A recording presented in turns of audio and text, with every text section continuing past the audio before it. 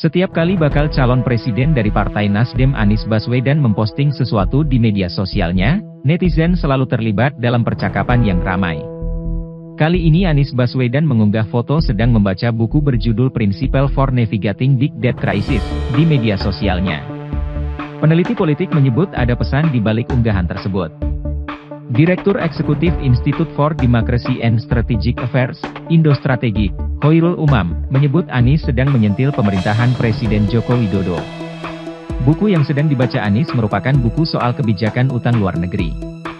Buku Big Debt Crisis itu merupakan sentilan Anies terhadap pemerintahan Jokowi yang tampaknya ia nilai mirip dengan penjelasan buku yang membahas tentang evaluasi kebijakan negara-negara yang terjebak dalam utang luar negeri, kata Umam saat dihubungi, Kamis, 27 Maret 2023.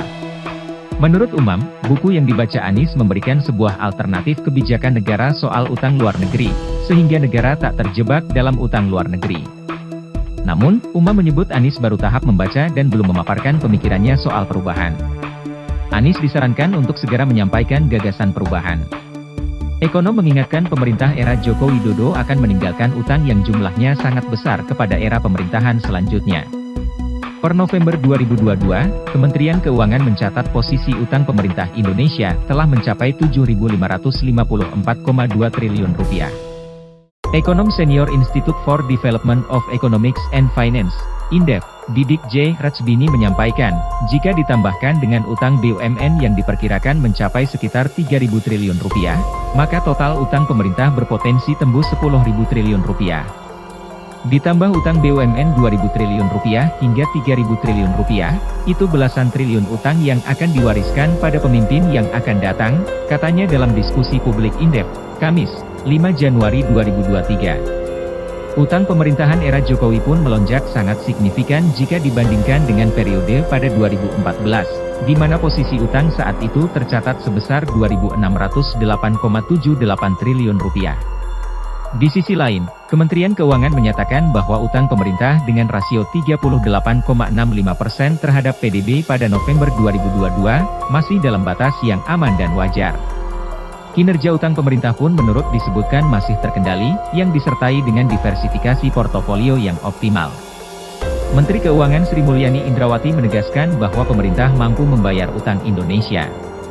Kalau negara ini ingin menjadi negara yang terus maju, makmur, adil, bermartabat, dalam hal ini maka pembangunan harus diselenggarakan, tidak boleh ditunda. Hal itu dikatakan Sri Mulyani dalam acara groundbreaking Kampus 3 UIN Maulana Malik Ibrahim Malang, yang disiarkan di YouTube Kementerian Keuangan, Minggu, 22 Januari 2023. Saya ini bicara di Universitas Islam, jadi saya tahu kalau bicara tentang defisit dan utang itu langsung bulu kuduknya berdiri. Kami ingin sampaikan bahwa dalam 3 tahun ini keuangan negara bekerja luar biasa, termasuk melalui penggunaan instrumen utang yang akan kita bayar kembali. Indonesia mampu membayar kembali. Jika pembangunan terus didorong dari sekarang, Sri Mulyani PD Indonesia bisa menjadi negara maju saat 100 tahun usianya pada 2045. Untuk memutusnya, kita memang menggunakan instrumen keuangan negara. Menjadi negara maju, insya Allah kita nanti merayakan Indonesia 100 tahun, maka kita perlu investasi hari ini pada saat penduduk kita demografinya masih muda. Jika negara ingin maju, kata Sri Mulyani, pembangunan harus terus dilakukan. Tidak ada pembangunan menunggu sampai negaranya kaya, karena tidak akan kaya kalau tidak ada pembangunan. Jadi ini seperti telur dan ayam.